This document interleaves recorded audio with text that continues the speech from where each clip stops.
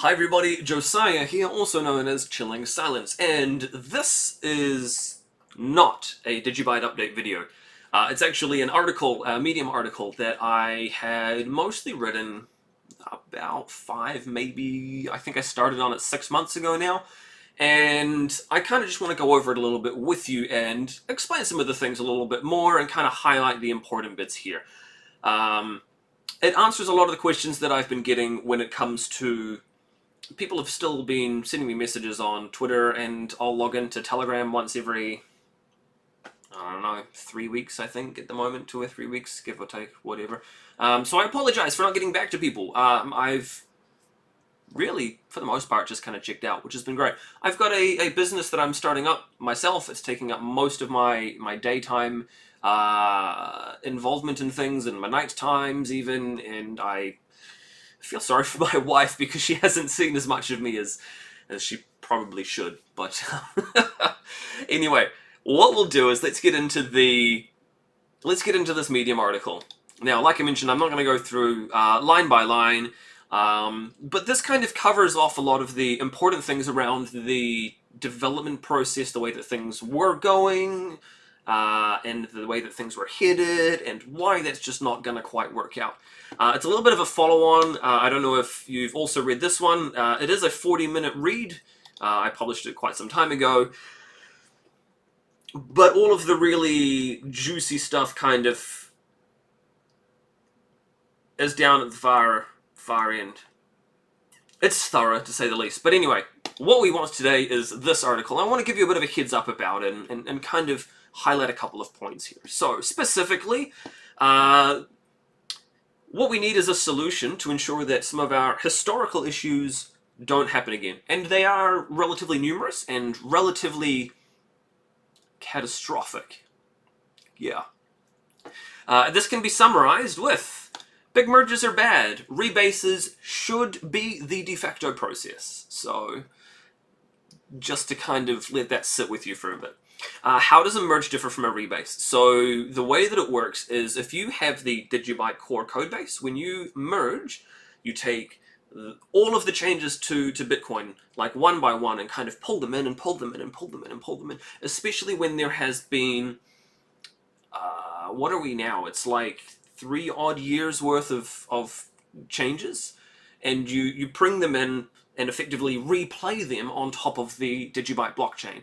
And that causes issues. Lots and lots of issues. And in fact, one of the things that I want to show is, if we go to... Let me bring this up. If we go to our historical releases tab here. Dun, dun, dun, dun, dun, dun, dun.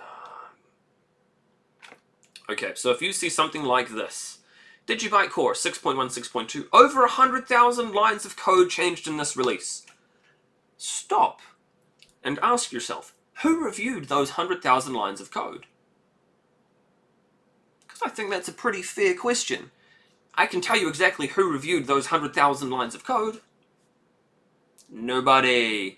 So, having this kind of a statement is naive and dangerous and shouldn't be there.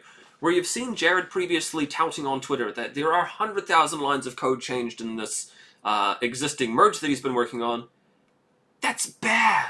That's really bad, because nobody in their right mind is ever going to look over them. And I've got proof of this. So, how does a merge differ to a rebase? Yeah, now, whereas with a rebase, what you do is you will start with a known good, a known quantity. You'll start with, for example, Bitcoin Core, and only bring in just the necessary components to make DigiByte DigiByte. All of the things like the code libraries for hashing algorithms. Ketchup, for example, which is used as part of AutoCrypt. That's semi-standard. So you can basically grab it from a third party and go, yep, cool. As it was, as it is, we're bringing that whole file in, and then when it comes to reviewing it, somebody can look at that and go, that is identical to over there. Sweet. Job done. We don't need to continue reviewing every individual line of that, line by line. Whereas, when you're doing a merge, 100,000 lines, that's a lot. The actual number of lines that go into... Actually, I'm getting a bit ahead of myself. So, this is the interesting point. You've probably seen the drum beaten about DigiShield, and how it was the greatest thing since sliced bread, and multi-shield now too for multi-algorithm. You'd be forgiven for thinking it's tens of thousands of lines of code, right? Like, because that's a pretty fair assumption. A lot of people go, oh, DigiShield must have taken so long for them to go and create, and it must have been hundreds of thousands of lines of code, surely. But it's not. It's not even a dozen. And I put this down here as well for comparison. The Ethereum difficulty adjustment code was a single line. It's just been word wrapped on Medium because it's a long line. But it's a single line. DigiShield is not much more than that. It's just a couple of lines. So, when we're talking about rebasing, we would effectively take Bitcoin, and we would bring in just that additional couple of lines on top of it. Really nice and straightforward. Now, this is going to become very pertinent for later on as well, you'll see. I also mentioned here rebasing is what Litecoin were doing too. I thought I'd put a link in there to it, but apparently I didn't. Yeah, Thrasher churned out the last Litecoin core in 2020. He did it across 2 days worth that were split like 3 days apart, basically taking what was effectively the same commits from an earlier version, and yeah, like it makes sense. It does. It makes a lot more sense. It is a better way of doing things. So hats off to them for doing it. And like I mentioned here, it looks like he did it in a little less than 2 days worth of effort. Like, I don't know if it was like an hour that he spent or like 8 hours. I can't tell you. But yeah, what a champion. That's freaking awesome. So why is merging bad then? Now, this is where I want to give you some of the historical details about where shit's gone wrong. So, the DigiSpeed code was removed. This was back in 2017. It got removed because Jared didn't understand the difference between a block maximum weight for SegWit versus a block maximum size, which it was traditionally.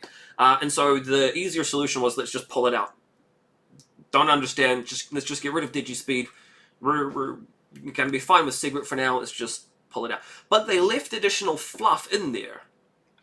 They left the references to the maximum block size, even though they were no longer used at all. What's known as code, it's stale code, which causes tech debt over time. Like, it's not ideal having that left in there. I went through and removed it myself later on. I think it was 2019. I put 2019. It might not have been 2019. It might have been 2020. I don't recall exactly. But it was still in there, literally years later, after the fact. It was still in there. It served no purpose. It was not being used. But the problem is with it being in there, is if there happened to have been some kind of a call to some old function or something, it could have caused a problem. Let's set up a little bit here. Now, this is the juicy part though. And this is not something that's ever been talked about before on video, I don't think. The double spins on DigiByte. So, oh yeah, I did. I included the link to this article here. Again, 40-minute read. Pretty thorough, pretty in-depth if you want to go through it. But I talk about it a lot further down the line. Somewhere... yeah, here. Yeah. Jared was told about the vulnerability on April 5th, 2018. Anyway. So, Jared merging Bitcoin code caused the DigiByte double spins from 2018. And this happened back in 2018. You can go back and you can see. This affected a number of exchanges. It affected even a couple of decentralized exchanges. And it was bad. It was pretty bad. Now this particular, I've got a screenshot here. Jared actually sent me this back in the day. So Jared's messages are in green here, and the white is somebody telling him that he's caused the issue. So he says here, I'm following what you're saying. Actually, it was a merge from Bitcoin Core, and we updated to be on par with 0.16. Now, so this has been fixed since, obviously. We'll come more to that later on, don't you worry. He's stating here, when he merged the code, doing a merge rather than a rebase, it fucked up. But yet, for some reason, he wants to carry on and do more merging. rather than a rebase. I don't understand why, but anyway. So you can look back and you can see historically this is the DigiByte blockchain. So there was 1 day there, 2, 3, that's 4, 5, 6, 7, 8, 9, 10, 11, 12, at least. I think if you, is that another day? You can go back and you can actually have a look. If you go in to check out at the Chains Blockchain Explorer, they have the orphan history. So you can go and see it. You can go and have a look. So for a faster, more secure blockchain, his merging caused double spends. But yet, he still wants to proceed with merging.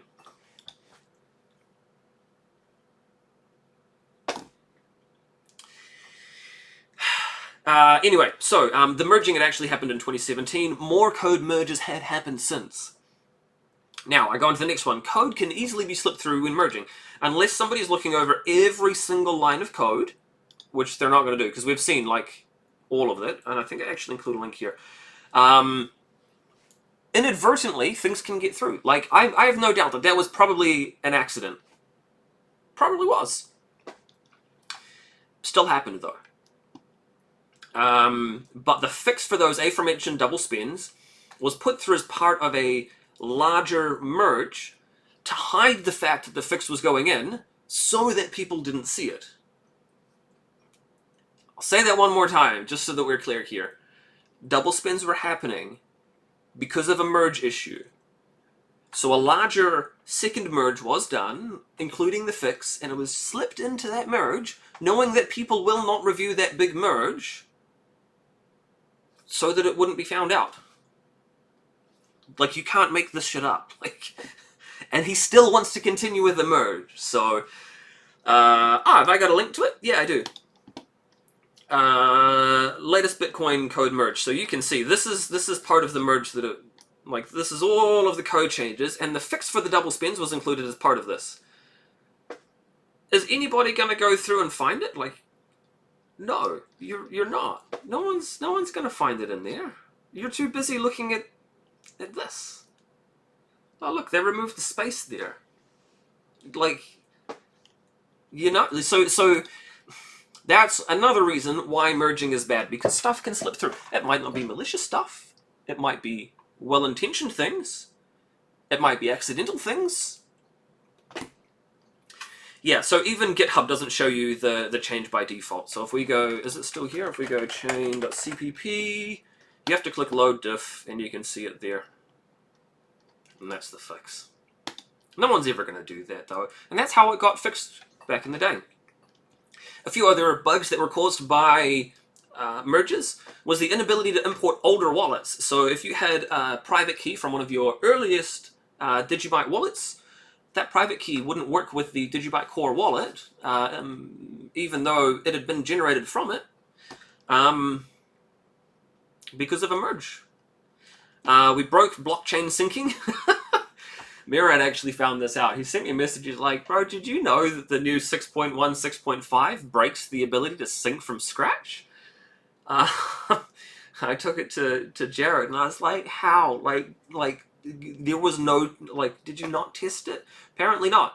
You couldn't sync from scratch with 6.1, 6.5. You can go grab it now and try it, and you can't sync from scratch. It won't even get up to the next AutoCrypt fork. It didn't, you can't do it.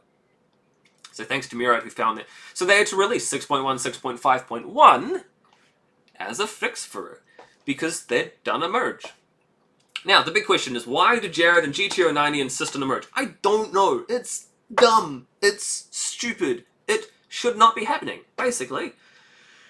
Like, they talk about these things, and they're on the release notes, so I've included, like, links to it, so you can go back and see those as well. Like, they're actually... Where are we? Yeah.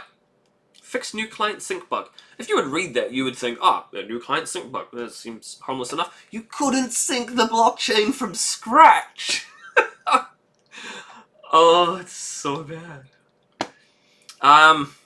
Yeah, anyway, so Barry has now shown that a rebase can be done. Let's close some of these other tabs. Because he did it. So it was a case of yeah, this is the rebase. Let's click on commits. And you can see this is very similar to what it looks like when you're looking at the Litecoin project. And this is Bitcoin up to this point. It's 100% all Bitcoin prior to that. And then you've just got the rebased, like the DigiByte specific changes on top. It's the way it should be done, 100%. It's now been 12 months since the 8.21 rebase was all but completed in December 2020. Yeah, it's so sure. It's now the 25th of November. But we're talking like a week out. It's been 12 months. It's been 12 months since Jared torpedoed everything. Yay. Awesome. A lot of the work earlier done... Yeah, that's right, because Jared basically, he was like, yeah, I'm giving 110% to get this new version out.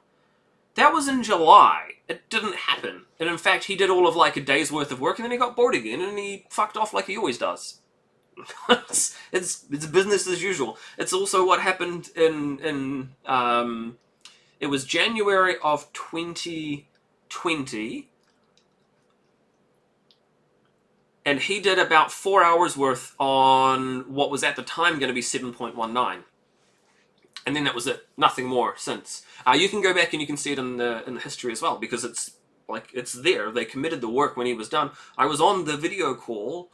He was sharing a screen. I've even got the recording somewhere. Unfortunately, there's no audio for it because I selected the wrong audio source.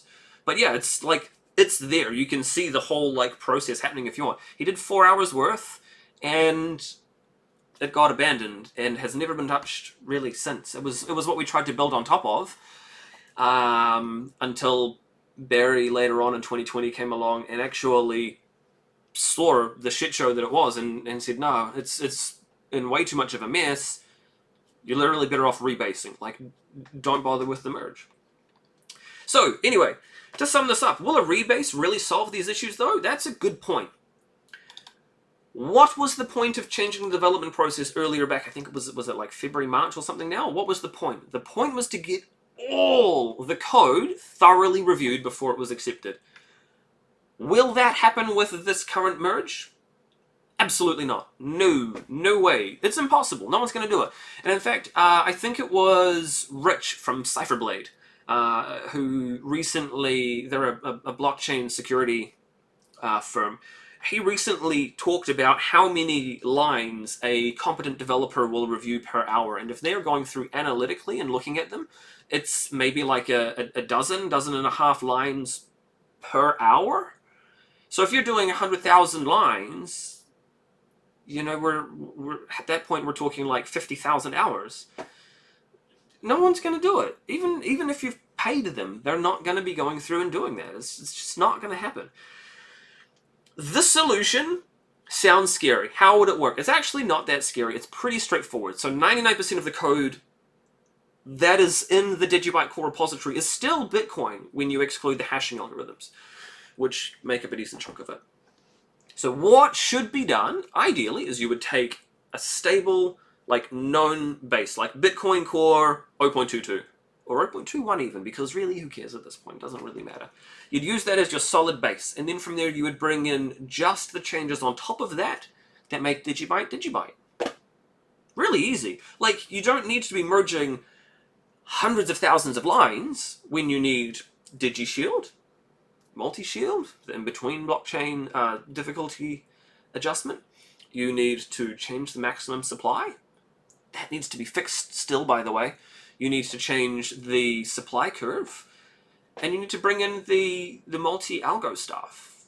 There's not that much, and it's not that scary, and it can be done way faster, way safer than a merge. So a rebase is the way forward. I say that here too. Barry even did some more stuff back in July. It looks, yeah, because I'll show you. These commit histories, that's basically it. There's like a page and a touch more. It looks very similar to... Oh, I see what I did. No. If we go Litecoin project.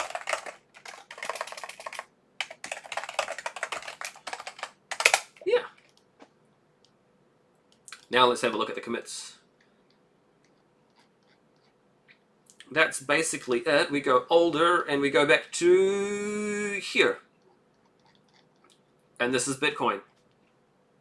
It's literally, and they're a lot more, they're smaller, they're more purposeful, and they're able to be reviewed. So, yeah, take a leaf from the Litecoin book, 100%. It's the way to do it, for sure. What we can also do is we can look for things like Kitchak as well, which is one of the hashing algorithms that goes into the AutoCrypt algo. So this is what it was. Kitchak P800. You can look at that file, and then you can look at the one from the rebase, which has pulled that whole file in. You can go, yeah, it's the same. You can run a script that will make sure that it is 100% identical, so you don't even just have to like eyeball it. You know, that kind of thing with the rebase. Way simpler. So, what's the way forward? Well, don't settle for the lies that Jared's been shilling on Gitter and Telegram. Like, it's so funny. I signed into Telegram. I literally had 7 different people forward me that message that he put in there. It's such bullshit. The whole thing is bullshit. He says, yes, it's going to be reviewed. No, it's not. It's not going to be reviewed. You're not reviewing 100. It is impossible. Nobody's going to be doing it. It's never been done before for DigiByte. Why would that happen now? It is too much. Even if you had a team, a full-time team of people analyzing it, they're still not going to be able to do it. It's time for the DigiByte Foundation and the DigiByte Awareness Team members who stood by in January, who were in that chat and watched Jared lose his shit. It's time for them to step up. It's time for them to step in and get involved. It's time for them to say enough is enough. Rudy, Hans, Rudger, they were all there in the chat, and I said to them afterwards, you guys need a third-party opinion, somebody from outside of DigiByte to look at that and to kind of weigh in. Not me. Don't just take it from me. Don't just take it from Jared. Get somebody else external to weigh in. They didn't. They just washed their hands of it and went, not my problem. The DigiByte Coin Twitter account that Y. Kagel primarily runs, that also should realistically stop shilling Jared's nonsense. That's a large part of the reason why the community thinks that he's so active, is because he does these stupid little tweets. And people are like, yes, the founder is still involved. No, he's now talking about these Doge equivalent things on top of DigiByte, the very thing that he hated. He's like, nah, Shiba coin, it's shit, no one's gonna buy it, it's a fad. Now he's saying, yeah, let's do one ourselves for the DigiByte army, and we'll name it after a different dog, and we'll run it on top of DigiByte. Like, that kind of nonsense doesn't need to be shared by the DigiByte coin account and give the illusion that he's still actually around and doing things, because he's really not. I say that here. Jared's been absent from the project for years, giving the illusion of involvement, but he's not. Nobody can tell me anything, and this is it. I put out a tweet back in June. I said, I'll give you $100 if someone can list me 3 different things that Jared's actually accomplished and completed for the DigiByte blockchain in the last 3 years. It's actually been nearly 4 now. But nobody could do it. Nobody. Fuck it. Yeah, we're going to do it. I'm going to toot my own horn a little bit here. Let's bring this across. DigiByte accomplishments over the last 3 years. And this is why I put this out back in August. I've done 500 videos. I made Create DigiAssets, DigiAsset Dividends, DigiByte Data. We did bounties for the mobile SPV wallets. Those were awesome UI redesigns. The DigiFacts that you can see that the DigiByte blockchain, DigiByte coin account shares. Those are all the facts that I wrote. They're just sharing them without the pictures now. I don't know why, because pictures increase the engagement, but whatever. The iOS App Store, you know, like all of this stuff. This is stuff that somebody involved has done over the last 3 years. There's heaps. There's heaps of stuff. But no one can even list me like 3 things that Jared's done in the last 3 years. So let's call a spade a spade. Like, I'm not doing this. Like, if the dude's got his own shit to deal with, that's cool. But let's call a spade a spade. Let's not pretend that he's involved on the day-to-day doing things and making shit work. No, you're just, it's lying to people. Plain and simple. That's all there is. It's time to stop with that. and maybe the project would be able to flourish. Maybe. I don't know. I also wonder here, why isn't Coinbase listed DigiByte? When did we actually DigiByte? Was it this year? Or was it last year when they said that they were originally looking at listing DigiByte? It's like the only one out of that list that hadn't been added. Why? Why is that? Like, if we stop and think about that critically, why did Binance list DigiByte in the end? They did because Jared finally said he's like, I'm going away. He didn't. He lied. He was never there to begin with, but he gave the illusion of involvement, and then he gave the illusion again of involvement once more, and yeah, you get it. You get it. This is going to be up to the community though, because I've got a business that I'm trying to run here, and this is basically just I spent 20 minutes and kind of tidied this up earlier, and well, now obviously we're 25 minutes into a video, but hey, I took an hour's break from self-employment. Yay! I can't be involved in this, but hopefully this has been enough guidance that there is going to be somebody else from the community who's actually going to pick up that mantle and go, yeah, you know what? Enough is enough.